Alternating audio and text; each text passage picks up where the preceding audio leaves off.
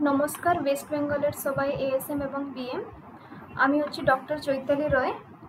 आशा करी आपनादेर काछे एकटा कपि और पेन आपनारा रेखे थाकबेन आपनादेर नोट्स जन्नो और किछु इम्पोर्टेंट पॉइंट्स जन्नो।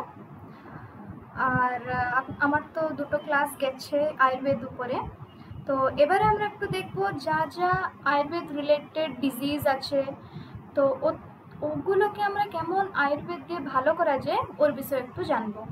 তো আজকের টপিক হচ্ছে আমাদের fever and it's diagnosis related to Ayurveda.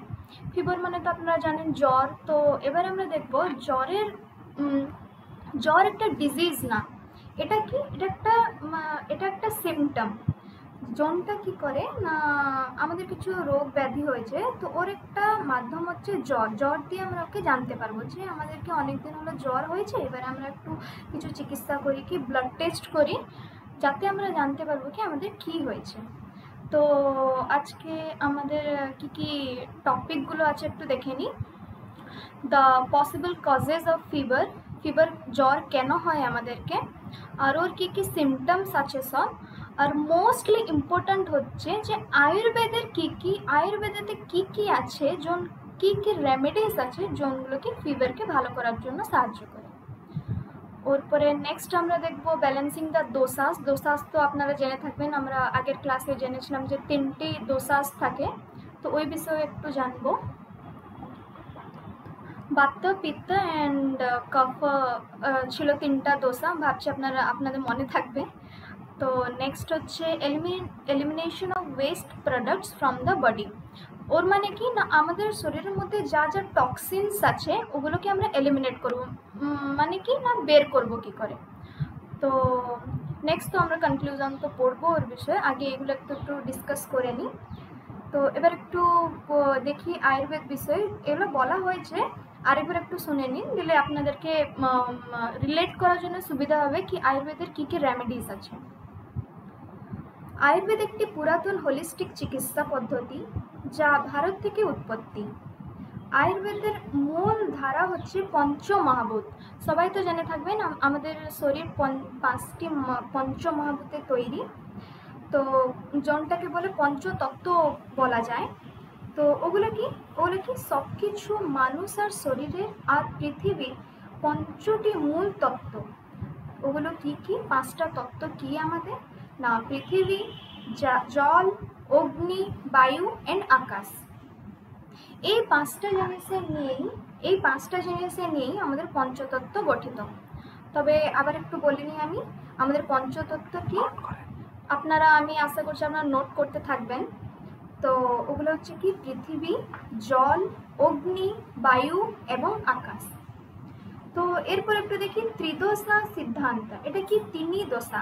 আমি বলেছি আমাদের 3টি দোষা কি কি আছে, বাত, পিত্ত আর কফ।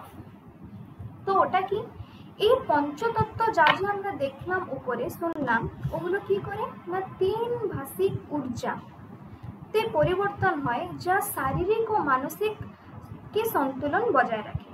ঠিক আছে, এরপরে দেখো বাত। বাত কি, আমরা যে 3টা দোষা পড়লেন ওর বিষয় একটু জানি। তো বাত কি না, বায়ু আর আকাশ মিশা হয় বাত। ওটা কি গতি, মুশকিল ও জয়েন্ট এর গতি, হৃদয়ের ধারা, এই সবগুলোই হয় কি বাত। যোনটা কি কাতে মিশে হয়েছে না বায়ু আর আকাশ। বায়ু আর আকাশ কি না, এগুলো ছিল আমাদের পঞ্চতত্ত্বের মধ্যে। তো এই পঞ্চতত্ত্বের কিছুগুলো মিশে হয়েছে আমাদের ত্রিদোষা, 3টি দোষা। ঠিক আছে, এবার আমরা একটু দেখি পিত্ত। পিত্ত কাকে নিয়ে গঠিত, কোন কোন পঞ্চতত্ত্বকে নিয়ে গঠিত। এটা হচ্ছে 2টো পঞ্চতত্ত্বকে নিয়ে গঠিত। কি কি না, অগ্নি এবং জল। আর এরপরে আসলো কফ। কফ কোন 2টো পঞ্চতত্ত্বকে নিয়ে গঠিত না, পৃথিবী এবং জল। এবার একটু দেখি প্রকৃতি। প্রকৃতি কি না, প্রত্যেক মানুষের দোষা একটি অনুকূল সন্তুলন থাকে, যা তার শারীরিক, মানসিক ও ভাবনার গঠনের ভিত্তি। তো এবারে আমি ভাবছি, আশা করি আপনারা জানতে পারে থাকবেন কি আমাদের পঞ্চতত্ত্ব কি, দোষা কি করে হয়। তো এর মধ্যে আমরা বুঝলাম যে দোষাটা পঞ্চতত্ত্বর মধ্যে আছে, পঞ্চতত্ত্ব নিয়েই আমাদের দোষা গঠিত। এরপরে আমরা একটু নজর দেব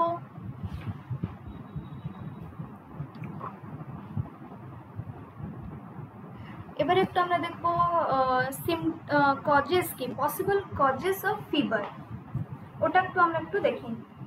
ফার্স্ট, ফিভার কি, জ্বর কি না, জ্বরটা একটা ডিজিজ না, এটা কোনো রোগ না।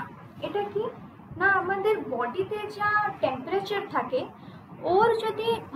ওর যদি একটু মানে বডিতে যদি টেম্পারেচারটা হাই হয়ে যায় তো ওকে আমরা বলি ফিভার। আমাদের বডির নর্মাল টেম্পারেচার 98°F, তো ওর থেকে আর কি না 37°F বলা যায়। তো ওর থেকে যদি একটু বেশি টেম্পারেচার আমাদের বডিতে চলে আসে তো ওকেই আমরা মানি কি ফিভার। তো এতে কি হয় না, কোনখানে আমাদের মানে টেম্পারেচারটা বেড়ে যায় শরীরে না, স্টোমাক মানে পেটের মধ্যে যদি বেড়ে যায়। আর জোনটা কি হয় দোসাতেও হয়, মতলব বাত পিত্ত অ্যান্ড কফ। তো এই ইমব্যালেন্সগুলো কি করে, যদি আমাদের টেম্পারেচার বেড়ে যায় তবে কি হয় না, আমাদের স্কিন প্রবলেম হয়, স্কিন ইরিটেশন হয়, আর অনেক কিছু প্রবলেম হয় আমাদের শরীরে। তো আমরা জানি যে যদি আমরা সকাল থেকে কিছু না খেয়ে থাকি তবে আমাদের পিত্ত পড়ে যায়, আমরা সবাই জানি পিত্তি পড়ে গেছে বলা যায়। যে ওটা কি হয় না, যদি আমাদের স্টোমাকে অনেক টাইম হলো কিছু খাবার যায়নি তো ওখানে কি হয় না অ্যাসিড রিলিজ হয়। অ্যাসিড রিলিজ হওয়াতে কি হয় না পিত্তি পড়ে যায়, আমরা যাকে বলি পিত্তি পড়ে গেছে। তো ওটাই, তো পিত্তি হচ্ছে একটা মোস্ট কমন ফ্যাক্টর যাতে কি আমরা জানতে পারবো যে আমাদেরকে একটু জ্বর হয়েছে। এটা কি করে না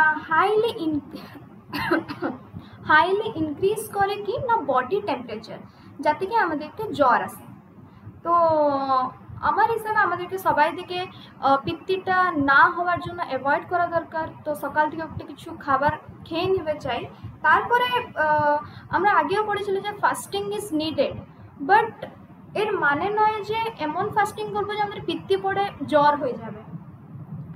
তো এগুলোর কি কি সিমটম আছে না, জ্বর আমাদের বাত অ্যান্ড কফ জন্যও হতে পারে। এবার আমি বললাম যে পিত্তি জন্যও জ্বর হয়, এর মানে নয় যে আর দুটো জন দোসা আছে ওর জন্যও হয় না, ওর জন্যও হয়।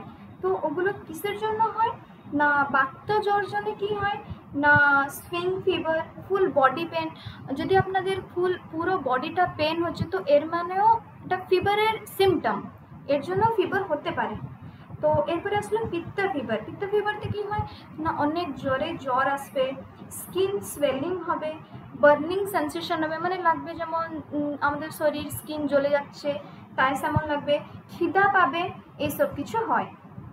তো এবারে আমরা দেখবো যে আমাদের মোস্টলি কমন কজেস কি থাকে ফিভারের। তো কি থাকে, আমরা তো 3 টাইপস অফ ফিভার দেখলেন, বাত ফিভার, পিত্ত ফিভার অ্যান্ড কফা ফিভার। এর বাদেও আছে, তো বাত পিত্ত ফিভারও আছে, বাত কফ ফিভারও আছে, আর নেক্সট কি না পিত্ত কফ ফিভারও আছে।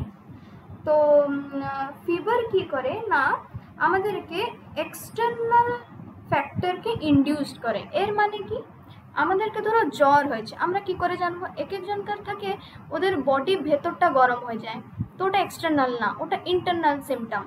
আর এক একজনকার থাকে জ্বর হলে ওদের স্কিন ছুলে অনেক জোরে টেম্পারেচার থাকে, হাত ছুবেন মাথায়, আমরা মাথায় হাত দিয়ে দেখি যে জ্বর এসছে কি না, তো ওগুলো কি হয় না ওগুলো হচ্ছে এক্সটার্নাল ফিভার।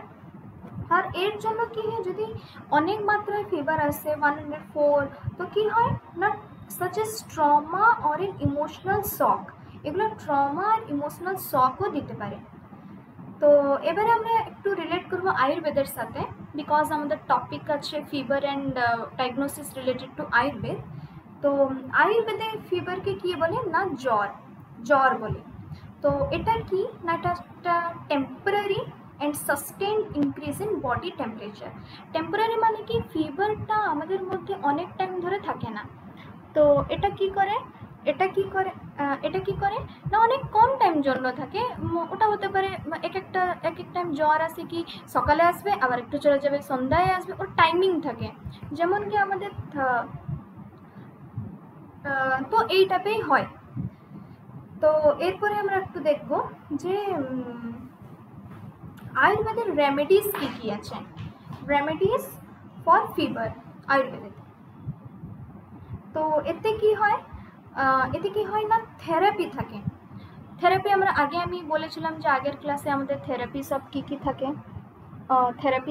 থাকে, না মাড ওয়াটার থেরাপি আমরা পড়েছিলাম, তো হাইড্রোথেরাপি পড়েছিলাম। তো এবারে দেখো জ্বরের জন্য কি থেরাপি আছে। এটা একটা সিম্পল অ্যান্ড বেসড, সিম্পল, এটা কিছু হার্ড না, এটা অনেক সিম্পলই।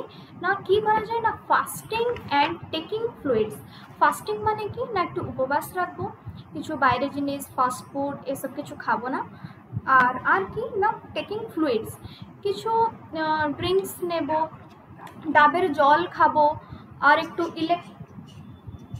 জুস খাবো। তো এইগুলো হচ্ছে অনেক সিম্পলি আয়ুর্বেদ রিলেটেড, যাতে কি জ্বর ভালো করা যেতে পারে। ফ্রুট জুসও খেতে পারি আমরা। তো এরপরে কি না, ফর অল কি দোসাস জন্য কি প্রাইমারি থেরাপি হচ্ছে ফাস্টিং। ফাস্টিংটা হচ্ছে অনেক ভালো সিমটম একটা কারণ। 12 ঘন্টা ফাস্টিং করা একটা ভালো হচ্ছে আমাদের লাইফস্টাইলের মধ্যে থাকার দরকার, যাতে কি হয় না আমরা ফিভারকে কমাতে পারি, মানে যেমন আমাদের ফিভার না হয়। তো এবারে কি আমরা তো দেখলাম ডিফারেন্ট টাইপ অফ ফিভার আছে, তো পিত্তা ফিভারকে আমরা কেমন ট্রিট করব না, ভালো করে রান্না করে খাবার খাবো, যেমন কি কাঁচা একটু খাবার অ্যাভয়েড করতে হবে। আর লাইট ফুড খাবো না, কি আমরা সবসময় সকালেও বা ফাস্ট ফুড, দুপুরেও ফাস্ট ফুড, রাত্রিরেও ফাস্ট ফুড, ননভেজ একটু অ্যাভয়েড করা ভালো। আর এর মানে না যে আমরা খাবো, কিন্তু লিমিট, সব জিনিসের লিমিট থাকা দরকার।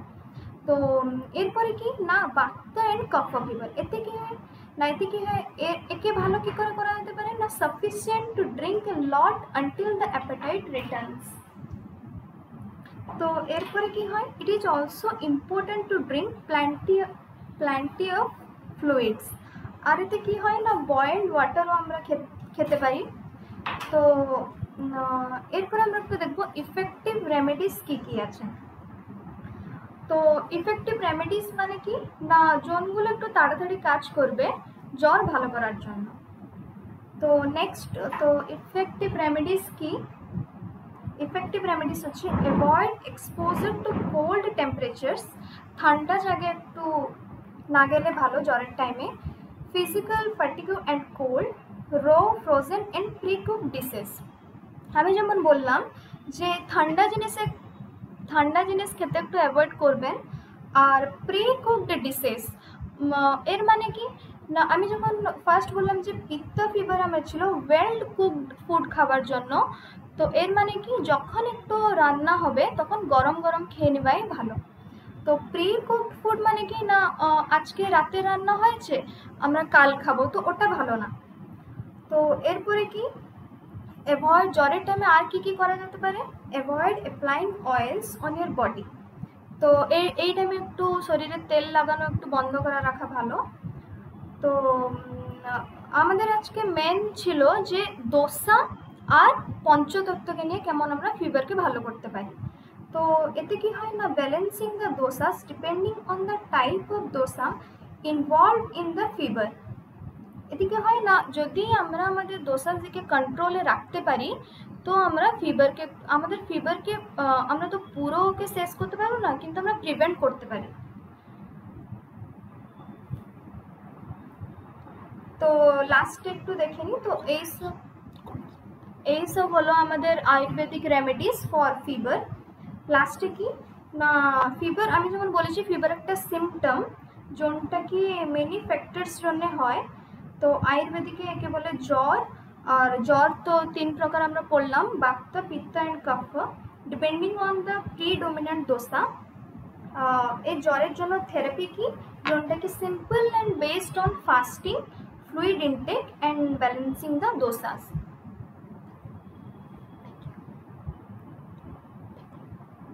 Thank you.